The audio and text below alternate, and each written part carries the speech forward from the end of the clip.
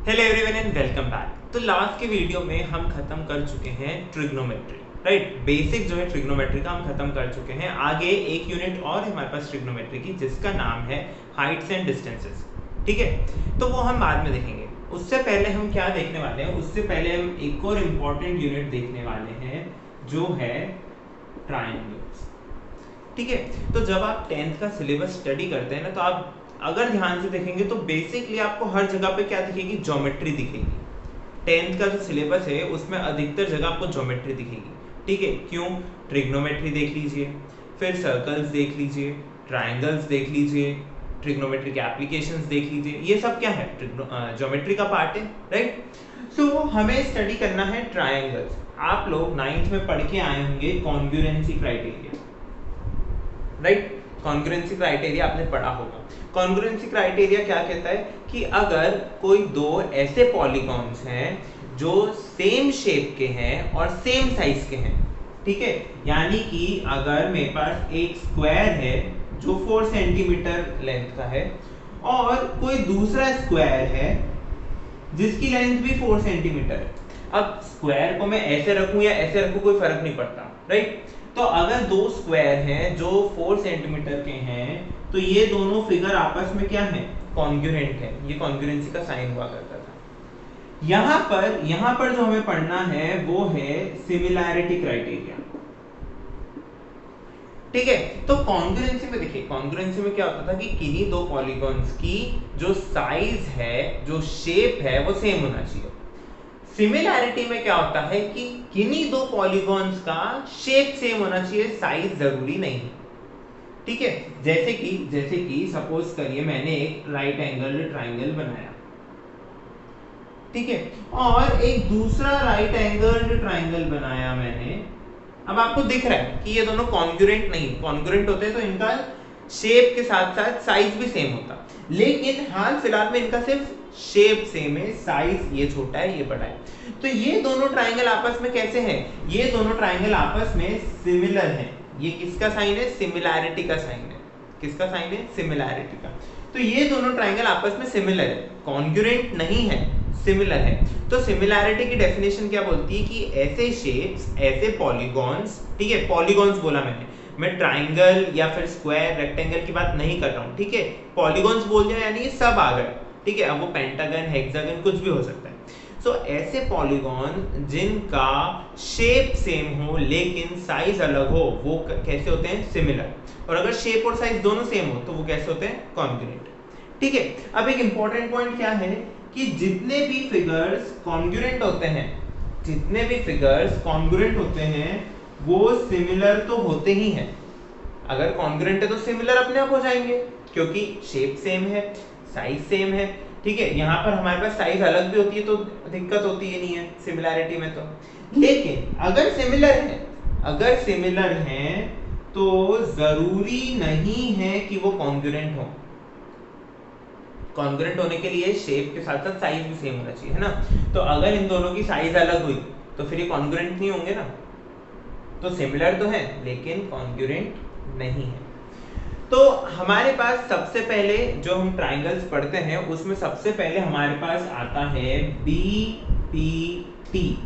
BPT का full form होता है बेसिक प्रोपोर्शनैलिटी थ्योरम।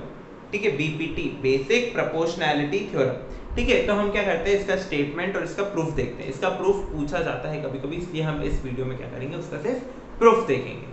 तो देखिए स्टेटमेंट क्या बोलता है। स्टेटमेंट पहले नाम, बेसिक प्रोपोर्शनैलिटी थ्योरम बीपीटी, और थेल्स थ्योरम। थेल्स थ्योरम क्यों बोलते हैं इसको? क्योंकि जो मैथमेटिशियन थे थेल्स, उनने दी थी, इसलिए थेल्स थ्योरम। ठीक है, स्टेटमेंट बोलता है कि if a line is drawn parallel to one side of a triangle. ठीक है, मैंने क्या बोला आपको, चैप्टर का नाम क्या है? ट्रायंगल्स। तो हम सिर्फ ट्रायंगल पर स्टडी करेंगे। ठीक है, so if a line is drawn parallel to one side of triangle to intersect the other two sides in two distinct points, in distinct points. ठीक है, ये इंपॉर्टेंट है कि वो डिस्टिंक्ट पॉइंट पे इंटरसेक्ट करना चाहिए। Then the other two sides are divided in the same ratio. अब इसका मीनिंग क्या है देखिए, सपोज करिए आपके पास एक ट्रायंगल है ए बी सी। ठीक है।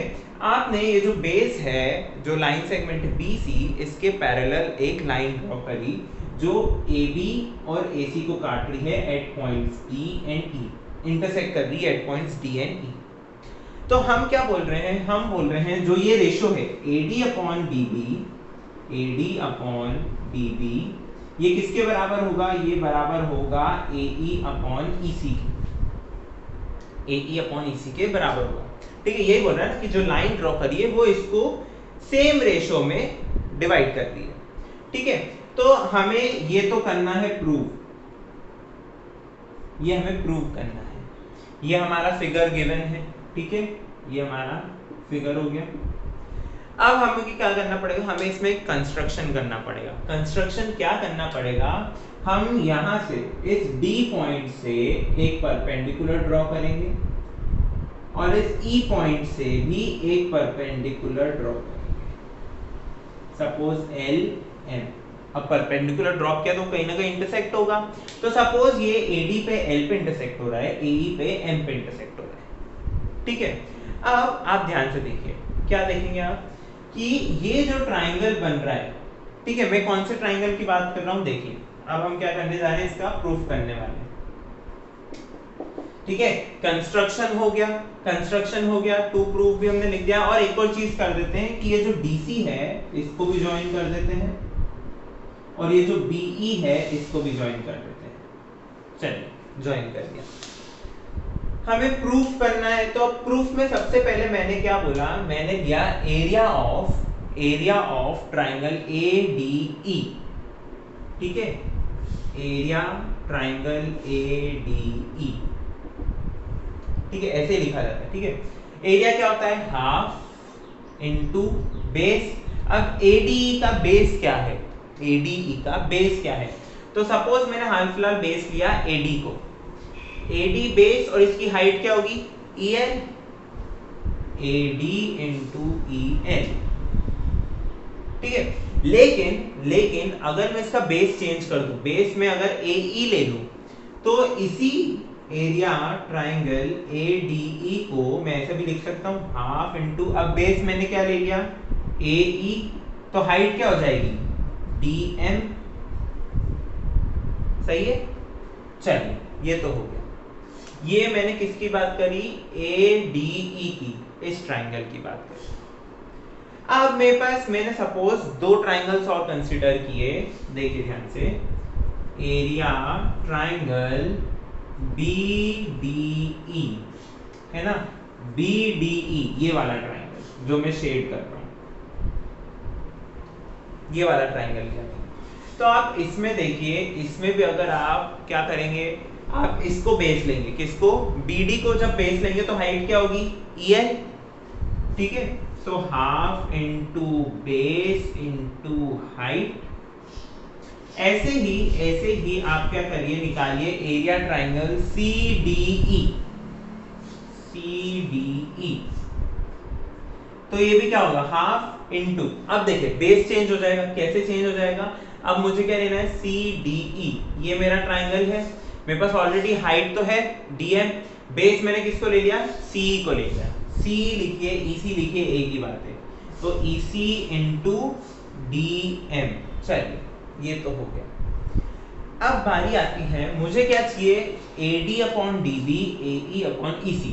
तो मुझे AD यहाँ दिख रहा है, DB यहाँ दिख रहा है, DB या BD एक ही बात है, तो इन दोनों का रेशो और इन दोनों का रेशो AE EC, इनका रेशो मुझे इक्वल चाहिए, राइट, दिस अपॉन दिस मुझे इक्वल चाहिए। लेकिन इसको इक्वल में डायरेक्ट तो नहीं बोल सकता, सही बात है ना, डायरेक्ट तो नहीं बोल सकता, तो मुझे क्या करना पड़ेगा, चलिए ऊपर तो ठीक है, ये तो दोनों ADE की ही बात हो रही है, इधर तो कोई दिक्कत नहीं है, लेकिन यहां पर तो देखिए ना ट्राइंगल बदल गया, BDE और CDE, BDE CDE, शेड कर देते हैं इसको, चलिए ये मैंने रेड से शेड कर दिया।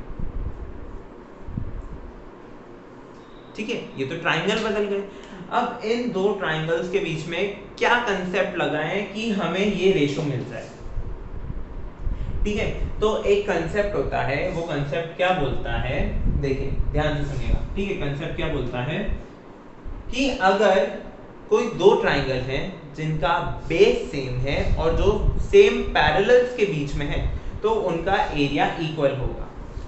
ठीक है, देखिए क्या बोलता है, ट्राइंगल्स बिटवीन या फिर triangles on same base and between same parallels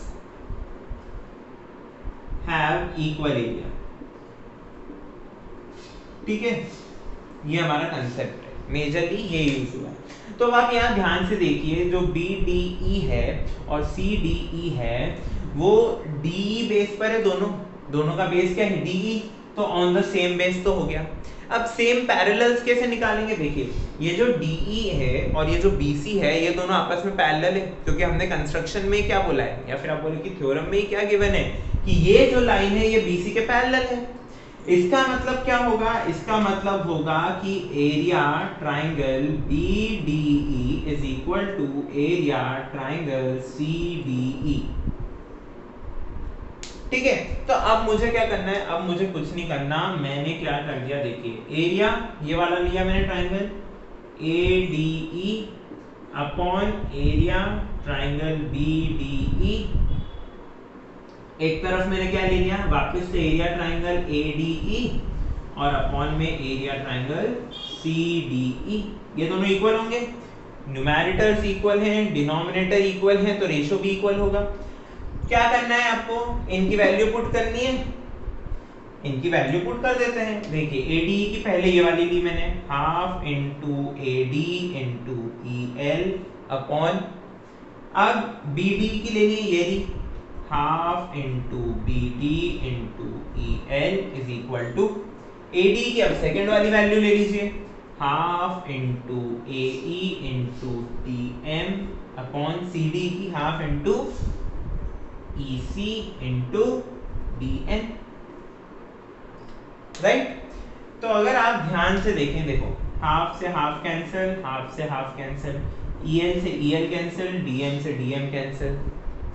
ठीक है, क्या बचा, AD upon BD, AD upon BD बोलो या DB एक ही बात है, is equal to AE upon EC, AE upon EC। Right, तो हमने क्या करा, देखिए हमने कंस्ट्रक्शन किया कि यहाँ पर एक परपेंडिकुलर ड्रॉ किया, यहाँ पर एक परपेंडिकुलर ड्रॉ किया और इन दोनों को ज्वाइन कर दिया।